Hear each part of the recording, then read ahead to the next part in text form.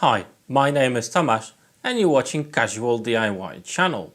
In today's video we'll be exploring this T-ruler from Banggood. Check out the video.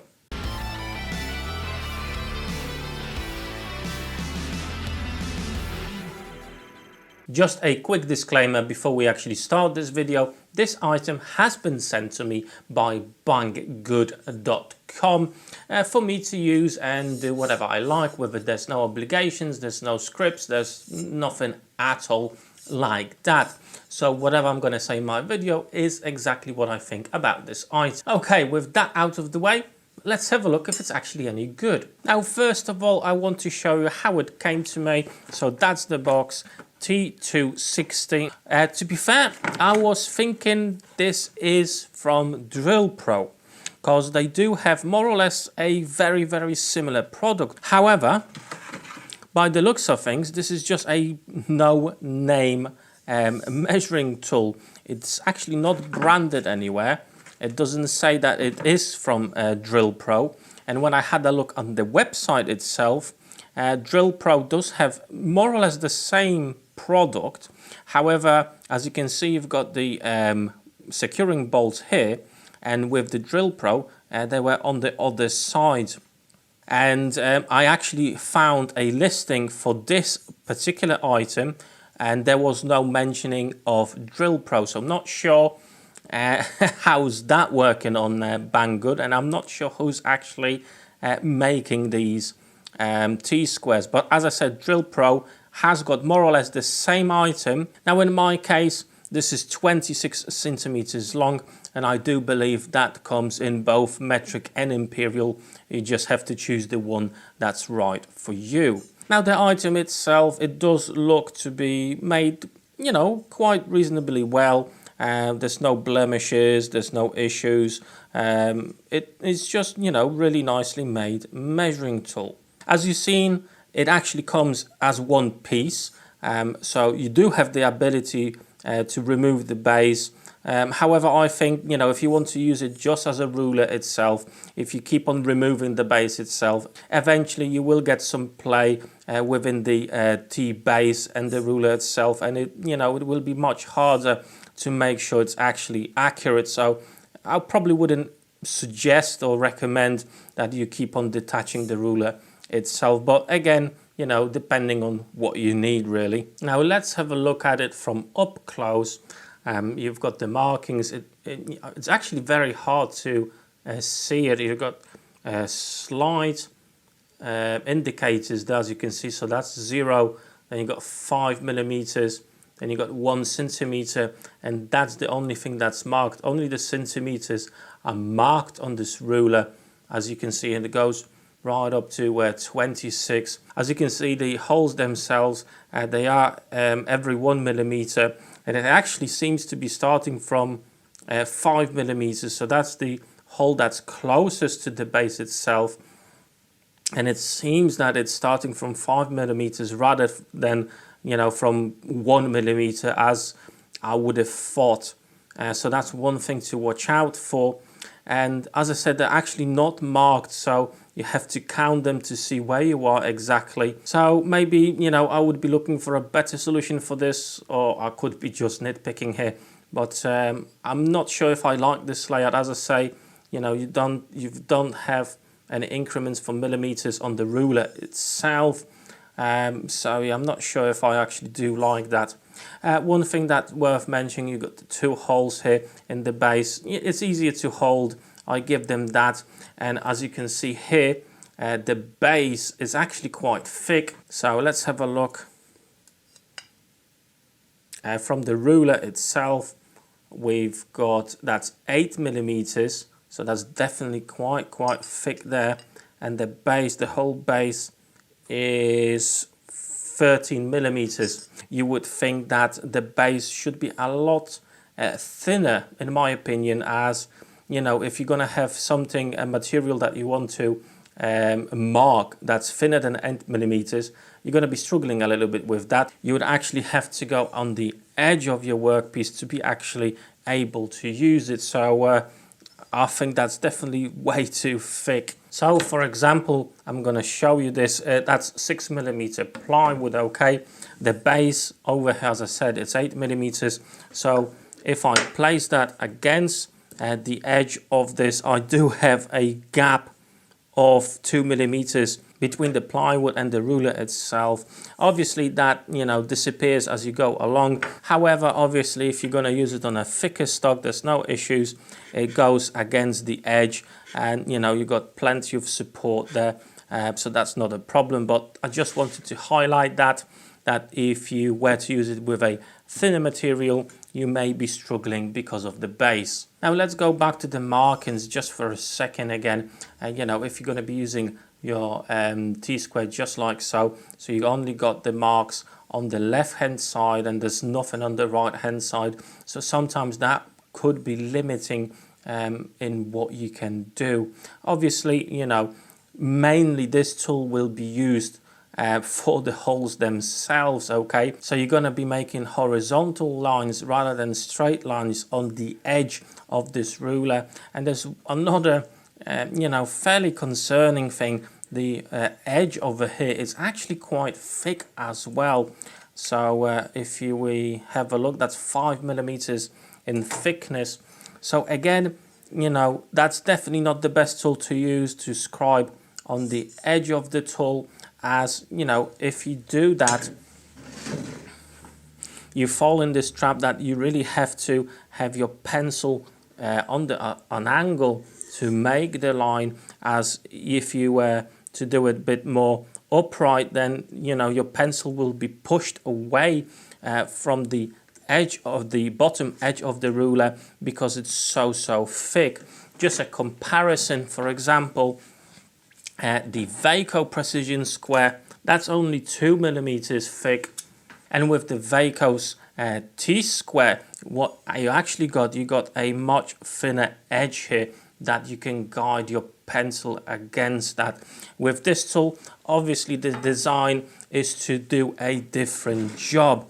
So with this tool, you are limited to horizontal lines. You're not going to be using it really as a ruler, as you know, it limits you because of the thickness of the edge on all sides really. So from that perspective, is a very limiting tool, especially when you compare it to the Vaco T-square, where you've got the increments, you've got the holes for every single millimeter on here, and also as you can see, every millimeter is clearly indicated. So you know, the visibility of where you are exactly, it's much greater on this tool. And as I said, you can use either of the sides. You've got markings on either of the sides. Each hole is a millimeter that's actually marked, and the base itself, that's only 6mm there. So if you are using stock that's 6mm thick, you are fine with that. Over here, the edge is a sharp edge, so it's much easier to use a pencil on the edge as well. So from that perspective, this tool, you know, seems to be very limited. You can only really use the holes themselves to make any lines. Okay, so let's have a look how we can actually use it, how easy it is to use. You know, pick a hole and you just make your horizontal line, and there's no issues with that. It actually is a very nice straight line. Again, you know, with these holes, they are, I believe, 1mm in diameter, so you're probably not going to be able to use a normal pencil. Hence a you know, lead pencils like this are absolutely fantastic. This one is 9mm, so it fits perfectly. And yes, you know, you can do a horizontal line. If you switch to the other edge, then you can join it and, you know, do it like so. It's not really a problem. For this type of application, it's absolutely fantastic. If you need a tool to do horizontal lines with an edge on it, then that's absolutely fine. Although I think the 26 centimeter length is the longest you can actually get. Whereas again, the Vaco one, the one I've got is 50 centimeters long, and you can actually get even longer ones, I think 74 centimeters, but also you can get shorter versions of that as well. Okay, so let's have a look if this is actually square, if the base of the T is square to the ruler itself. Okay, we've got a bit of a play here in the ruler part itself. I don't think it's the board, because that's a laminated chipboard, so that should be flat. So I know that this Vaco Precision Square, this is 100% square. I've tested it, I had a look. So let's just, well, look at that. Look at that. That says a lot, doesn't it? It's just bent. That's very, very poor. Really, really not good at all. And look, it's really, I would say at the end of the ruler, it's probably about 3 millimeters. So that's a massive, massive gap. Okay. So that's definitely not great. Not sure if I can bend it back into place. Nope, it's still as bad. Okay, so as we can see straight away, there's already a problem with this. It's not straight. It's not straight at all. Now, if you've got any ideas how I can get this ruler straight, drop me a comment down below, because I don't want to get this to waste. You know, I still want to use it potentially. So yeah, let me know if I can get that straight. However, despite of the ruler part being obviously bent, let's have a look if the bottom is square to the ruler itself. So I'm not going to go probably all the way, probably going to stop somewhere over here from both sides. And as I said, I'm going to actually check it with my precision square from Vaco, as I know this is 100% square. So let's have a look, let's test it.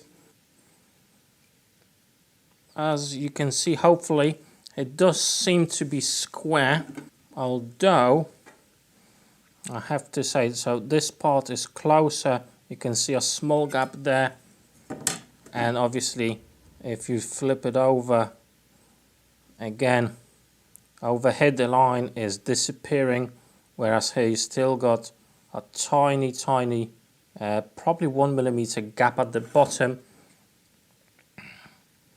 However, if we went on the other side, so that's definitely 100% square. Okay, so that edge there is not square, this one is. However, let's check out the holes themselves, if they are actually giving us any precise work here. So let's go at 5.